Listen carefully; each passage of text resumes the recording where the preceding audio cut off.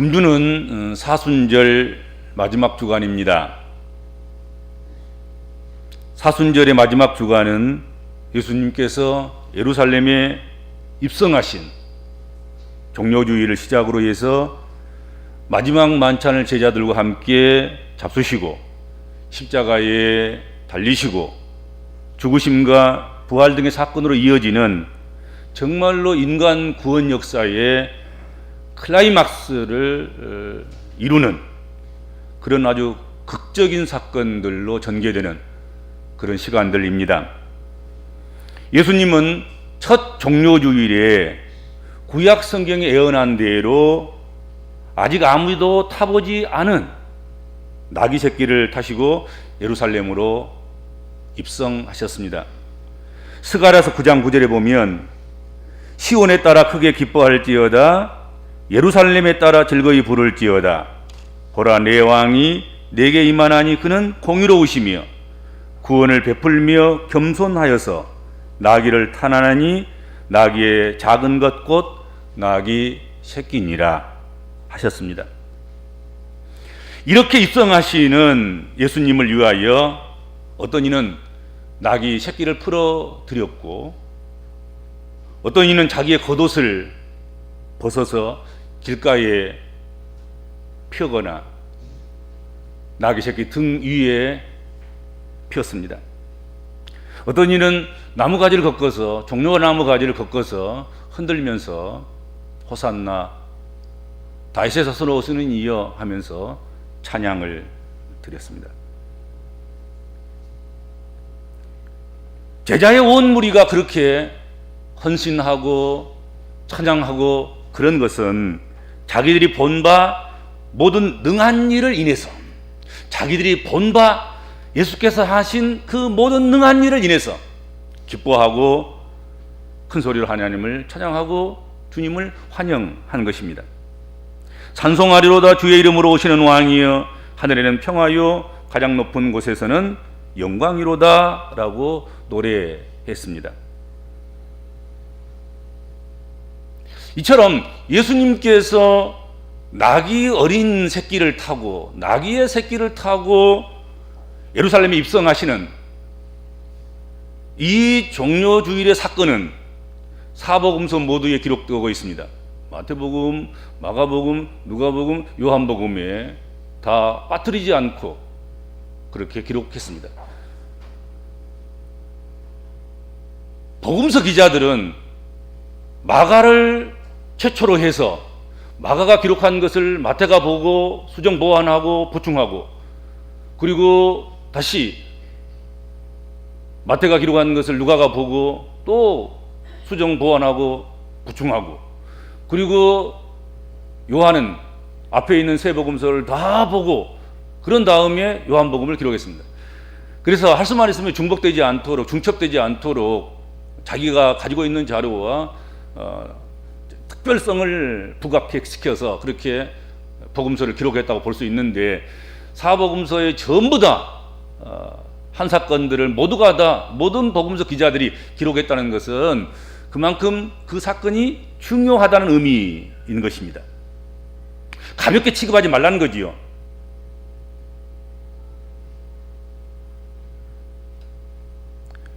예수님께서 이렇게 나귀 새끼를 타고 예루살렘에 들어가시는 것은 하나님의 계획대로 십자가에 예수님이 죽으셔야 했기 때문에 그렇습니다.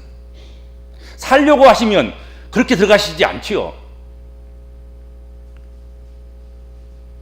그렇게 들어가셔야만 예수님이 사랑하시는 자기 백성들의 죄를 사하시고 구원할 수 있기 때문이었습니다.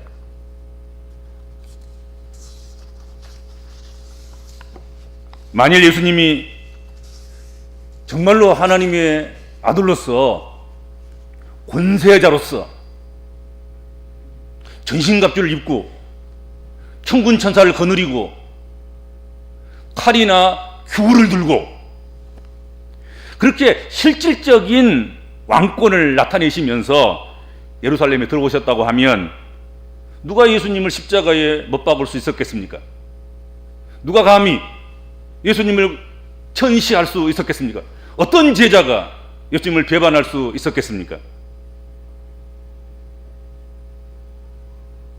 주님은 어쩌면 우스꽝스러운 모습으로 아무 힘도 없이 예루살렘으로 입성하신 것이 자기가 십자가를 지고 죽는 것, 그것에 더 가까이 나아갈 수 있고 합당하고 더 그렇게 쉽게 그렇게 할 수 있기 때문에 그 길을 걸으셨다, 그렇게 생각이 됩니다.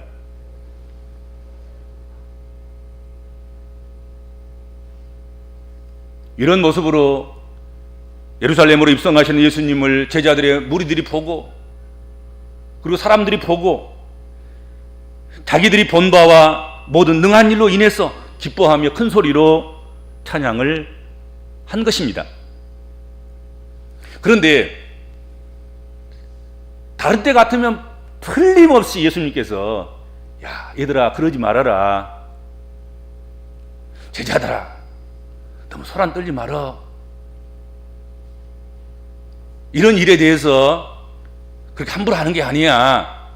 잠잠해. 하고 꾸중하시고 책망하시고 입단속을 하시고 그러실 분이 예수님이셔요.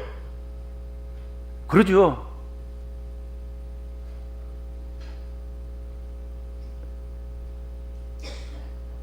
그런데 오늘 본문 말씀에서는 이상하리만큼 무리들이 하는 대로 그대로 내버려 두시고 그것을 막지 않으셨습니다.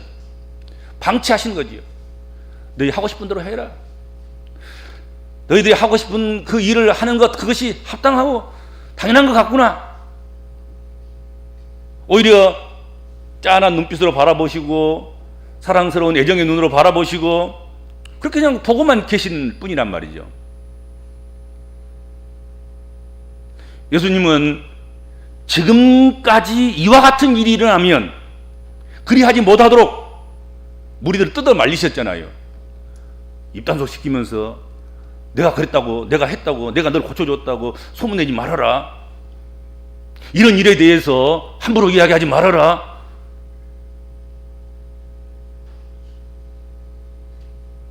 그런데 예루살렘으로 낙이 타고 입성하시는 이 날에는 예수께서 그렇지 않으셨습니다. 그러자 무리 중 어떤 바리새인들이 예수님께 이의를 제기한 것입니다. 자신들은 찬양에 합류하거나 찬양하는 신용조차도 하지 않으면서 오히려 찬양을 하는 사람들을 정죄했고 그리고 방해했고 찬양하는 자들에게 찬양을 멈추도록 강요했습니다. 그런데 말을 안 들어먹어요, 무리들이. 그러니까 예수님을 향해서 당신의 제자들을 왜 그냥 그대로 방치하느냐, 그대로 왜 방임하느냐, 당신이 선생인데 당신 때문에 일어나는 일인데 어째서 그대로 놓아두느냐. 선생이여 당신의 제자들을 책망하소서, 그렇게까지 한 것입니다. 누가복음 19장 39절인데요 그것을 여러 성경이 있고 번역판이 있는데 그 중에 알기 쉬운 현대인의 성경으로 보면 이렇게 되어 있습니다. 무리 가운데 섞여 있던 바리새파 사람들 몇이 예수께 말하였다. 선생님을 따르는 사람들이 저런 말을 하고 있는데 왜 꾸짖지 않으십니까? 바리새인들은 예수님께 찬양하는 백성들을 책망하고 꾸짖고 입단속을 하라고 그렇게 요구했습니다. 바리새인들이 찬송하는 사람들을 책망하고 꾸짖으라고 입단속을 하도록 그렇게 요구했을 때 예수님은 어떻게 하셨습니까? 예수님은 어떤 반응을 일으키셨습니까? 예수님은 어떻게 나타나셨습니까? 어떻게 하셨습니까?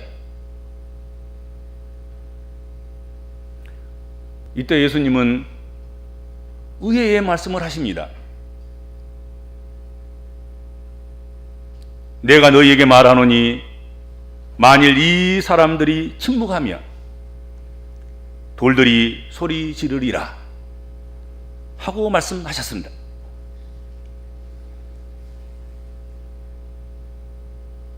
예수님은 지금 사람들이, 제자들이 자신을 향해서 소리를 지르며 환영하는 이 모든 일들, 이런 것들은 누군가는 해야 할 일이다. 사람이라면 내 말을 한 번이라도 들었던 내 제자들이라고 하면, 유대인이라고 한다고 하면, 성경을 알고 있는 그런 믿음의 사람들이라고 한다고 하면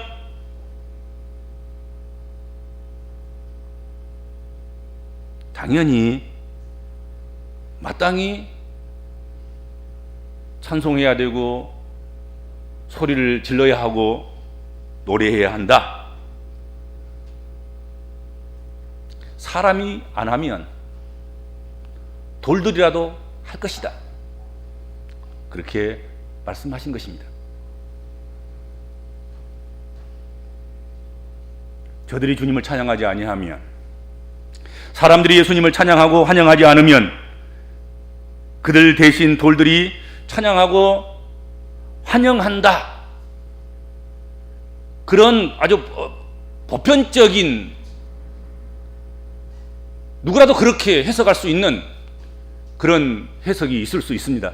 또 그렇게 해석하는 것이 보편적일 거란 말이죠. 그렇지만 돌들이 소리 지른다, 소리 지른다, 신약 성경에 나와 있는 그 원문으로 찾아 들어가 보면 소리 지른다, 그 원문에 크라조가 사용되고 있습니다. 이 크라조는 소리 질러 그들을 고발한다, 탄원한다, 까마귀처럼 소리낸다, 소리 질러서 탄원하는 거예요. 고발하는 거예요. 언제 탄원하고 언제 까마귀처럼 소리 지르고 언제 고발합니까? 뭔가 부당한 일 있을 때, 그렇죠? 소리 안 지르는 것, 지금 같은 이 시간에 찬양하지 않는 것, 노래하지 않는 것, 나와서 동료까지 흔들지 않는 것, 그것은 부당한 일이라는 거지요. 돌들이라도 그렇게 할 것이다.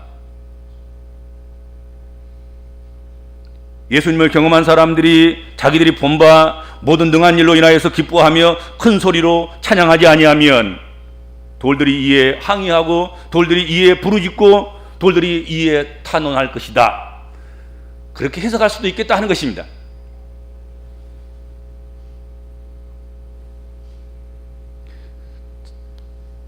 어른들이 어른 노릇을 하지 않으면 질서가 없어져요. 욕 먹더라도 어른들이 어른 노릇도 해야 되고, 집에서도 윗사람이 질서를 잡아야 할 때 바로 잡아줘야 되는 거지요. 교회에서도 마찬가지고 세상에서도 마찬가지예요. 어느 곳에서나 마땅히 할 사람이 해야 되는데 안 하면 돌들이 원망하는 거지요. 돌들이, 새들이 다른 사람이 개입해서 그 일들에 대해서 이러쿵저러쿵 이야기하게 되고 문제를 만들게 되고 그러지요. 돌들이 소리 지르는 것 가능할까요? 어떻습니까? 돌들이 소리 지르겠습니까? 못 지르겠습니까? 물론 가능합니다. 소리 지르겠지요. 그러나 돌은 원래 소리 지를 수 없는 무생명체입니다. 돌은 정으로 쪼개고 다이나마이트로 폭발해도 소리 지르지 않아요. 아예 아프다 하지 말라니까 그러지도 않아요. 그렇잖아요.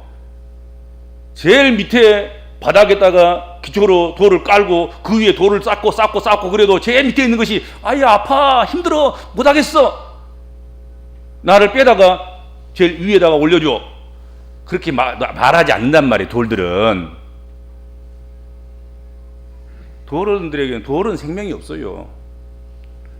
한번 만들어진 것은 다시는 뭐 자라거나 그러지를 않단 말이죠. 감정을 표시하거나 그렇지 않단 말이지. 그러나 하나님께서 하시고자 하시면 얼마든지 소리 내게 하실 줄로 믿습니다.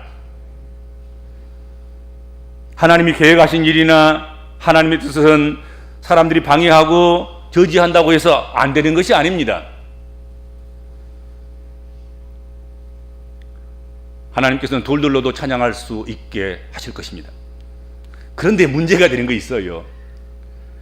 돌들이 소리 지르고 돌들이 고발하고 돌들이 탄원하고 돌들이 나서면 그런 일이 일어나면 그것은 정상사회가 아닌 것입니다. 자연이 물 흐르듯 흘러가는 그런 세상이 아닌 것입니다. 돌들이 소리 지르는 날은 평안한 날이 아닐 것입니다. 그날은 불행한 날입니다. 하나님께서는 돌들을 소리 지르라고 지으신 것이 아니에요. 소리 안 지르고 주춧돌이 되고 머릿돌이 되고 성벽이 되고 돌담이 되고 아무리 쪼개고 자르고 깨트려도 아프지 않는 그런 것으로 만들어서 건축물에 사용하고 인간의 유익을 위해서 사용하도록 지은 거예요. 그런데 만약에 돌들이 아야 하고 소리친다고 하면 이건 뭔가 문제가 발생한 거잖아요. 돌과 돌들이 부딪혀서, 여러분 산이 무너진다고 생각해 보세요. 돌들이 서로 부딪히고 깨져서 성벽이 무너지고 성이 무너지고 집이 무너지고 주춧돌이 뽑히면 무슨 일이 일어나겠습니까? 그건 재앙인 거예요. 그건 불행인 거예요.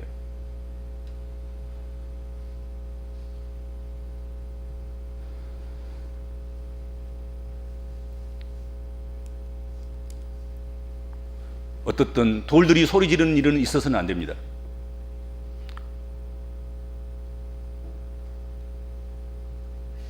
돌들이 소리 지르라는 그런 경우처럼 성경에 무생물이나 또는 동물들을 예를 들어가면서 그 사회적인 심각성 그런 것들을 표현한 성경 몇 가지 부분들이 성경에 있습니다. 하박국서 2장 11절에 가면 담에서 돌이 부르짖고, 담을 쌓았는데 그 담 속에서 돌들이 부르짖고, 집에서 들보가 응답하리라. 들보가 응답한다.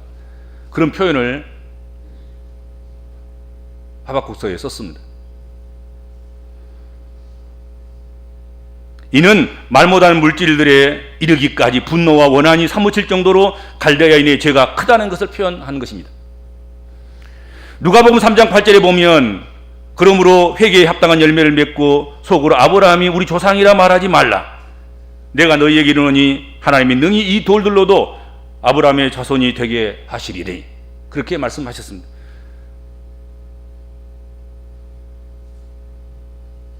육신으로 아브라함의 후손이라고, 아브라함이 우리의 조상이라고 교만하고 회개치도 아니하고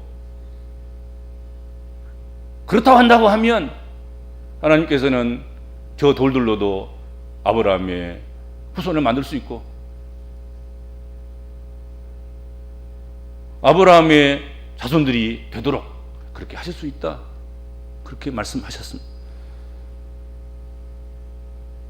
또 결정적으로 동물이 말하는 것이 성경에 있지요. 탐욕의 눈이 먼 반란 선지자를 동물이 책망한 일이 민수기에 있습니다. 민수기 12장에 보면 여호와께서 나귀 입을 여신이 발람에게 이르시되 내가 당신에게 무엇을 하였기에 나를 이같이 3번을 때리느냐? 나는 당신이 오늘까지 당신의 일생 동안 탄 나귀가 아니냐? 내가 언제 당신에게 이같이 하는 버릇이 있더냐? 내가 당신을 태우고 다니면서 이같이 당신을 거여가면서 가지 못하도록 내가 막은 적이 있었냐? 그런 일이 없었지 않냐? 그렇지 않으면 특별한 일이 있기 때문에 지금 너의 가는 길을 막고 네가 와서 이스라엘을 저주하지 못하도록 하는 것인데 어찌하여서 나를 때리냐? 그것도 한 번도 아니고 세 번씩이나. 그러면서 책망을 했지요. 이 일을 놓고 베드로후서 2장 15절에서 16절, 그들이 바른 길을 떠나 미혹되어 부올의 아들 발람의 길을 따르는도다. 그는 불의의 삭스를 사랑하다가 자기의 불법으로 말미암아 책망을 받되 말하지 못하는 나귀가 사람의 소리로 말하여 이 선지자의 미친 행동을 저지하였느니라. 미친 행동을 했을 때 나귀가 말을 해버린 거란 말이죠. 그러니까 하나님 백성들이 미친 행동을 하면 돌들이 말하는 거란 말이죠. 하나님 백성들 하나님 백성답게 하면 그냥 돌들은 조용하게, 나귀는 조용하게 닭이 등 내밀어 줘서 하나님 백성들이 평안하게 살게 하지만 미친 행동을 하면 이와 같은 일이 벌어질 수도 있다 하고 말씀하십니다. 여러분, 사람은 돌보다는 나은 인생, 동물보다는 나은 인생이어야 되지 않겠습니까? 적어도 사람이라고 하면 돌들과 견주어서 돌들은 하는데 사람은 못하는, 돌들은 정의로운데 사람은 정의롭지 않는, 돌들은 찬양하는데 사람들은 찬양하지 않는 그런 일을 하면 안 되지 않겠습니까? 그렇죠? 세상에 존재하는 모든 것들은 나름대로 사명이 있습니다. 돌은 돌 노릇하면 되는 것이고, 나귀는 나귀 노릇하면 되는 것이고, 그렇죠? 사람은 사람 노릇하면 되는 것이에요. 그것을 아는 것이 복이지요. 주신 사명을 소홀히 하지 말아야 할 것입니다. 이때 찬양하지 않으면 언제 찬양할래 네가? 이 종료주일에, 이 고난주간에 우리를 향해서 오고 있는 부활주일에 하나님의 자녀 노릇 못하면 언제 할래 네가? 언제 하나님 자녀 노릇 할 거예요? 언제?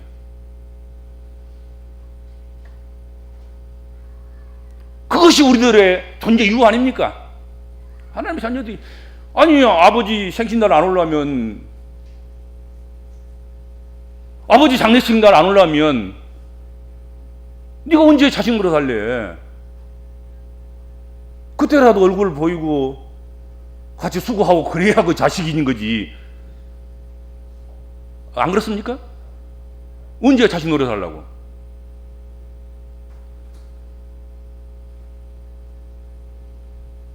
그것, 사명을 행함으로 우리들은 하나님께 영광을 돌리고 하나님의 역사를 이루는 데 쓰임받는 영광스러운 주인공이 되어야 됩니다. 다 사명이 있어요. 사명이 다 똑같은 사명은 아니겠습니다만은 다 사명이 있어요. 돌은 돌 같은 사명이 있고요, 나귀는 나귀 같은 사명이 있고요, 예수님의 제자들은 제자 같은 사명이 있고요. 그렇지 않습니까? 예수님을 고난에 몰아넣고 예수님을 배반하고 예수님 십자가에 못 박고 예수님께 침뱉고 예수님을 조롱하는 그들은 악의 사단의 종로로 타는 그런 일을 행한 것이죠. 그들의 역할이 그렇습니다.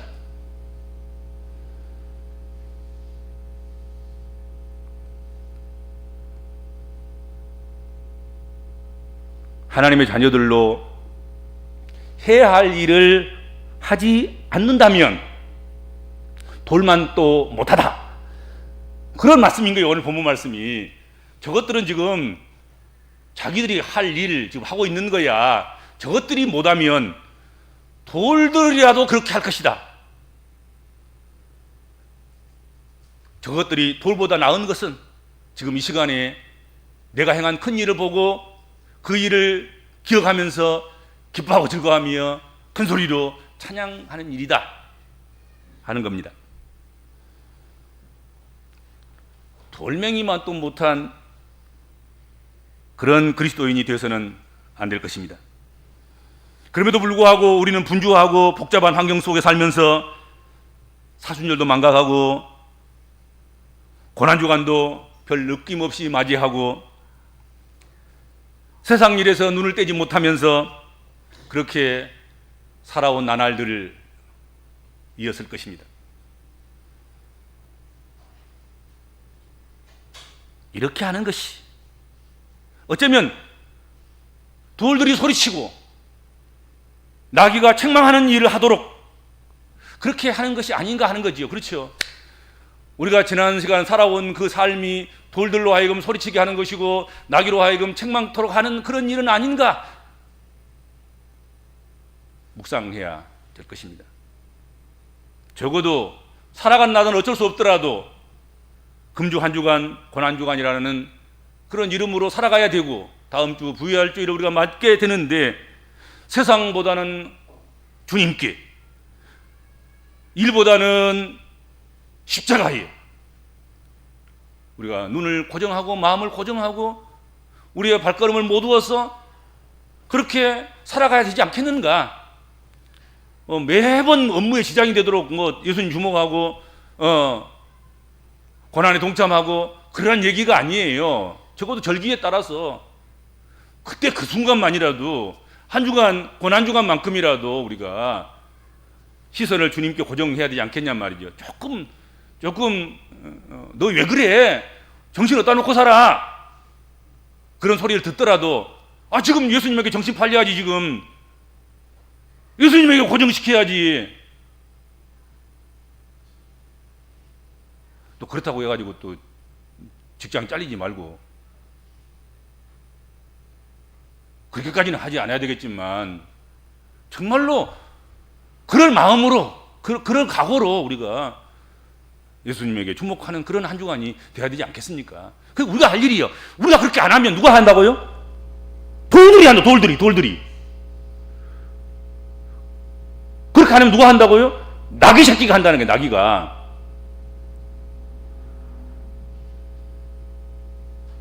세상에 살면서 우리가 불러야 할 찬양을 잃어버리고 온갖 세속적인 노래와 말들로 가득한 삶을 우리가 내려놓고 새 노래를 되찾고 찬양을 되찾고 십자가를 되찾는 그런 한 주간의 삶을 우리가 살았으면 좋겠습니다. 우리가 잠잠하면 돌들이 소리칠 것입니다. 돌들이 소리치고 나귀가 책망하는 일은 적어도 우리 사전에 우리 인생살이 속에 우리 일기 속에서는 있어서는 안 되지 않겠습니까? 오늘은 돌들이 소리치다. 오늘은 내 인생에 나귀 새끼가 나를 미친놈이라고 이야기했다. 이런 일기를 안 써야 되지 않겠습니까? 적어도 우리가 인생 살면서 우리 복음적인 그리스도인들은 이 고난주간을 찬양하는 즐거움을 돌들에게 빼앗기지 말고 정말로 나를 위해서 고난당하신 주님을 위해서 주의 이름을 위해서 주의 이름을 찬양하는 그리고 그렇게 주신 아버지 하나님을 찬양하는 그런 한 주간의 삶이 되시길 주님으로 축원합니다. 주님 은혜 감사합니다.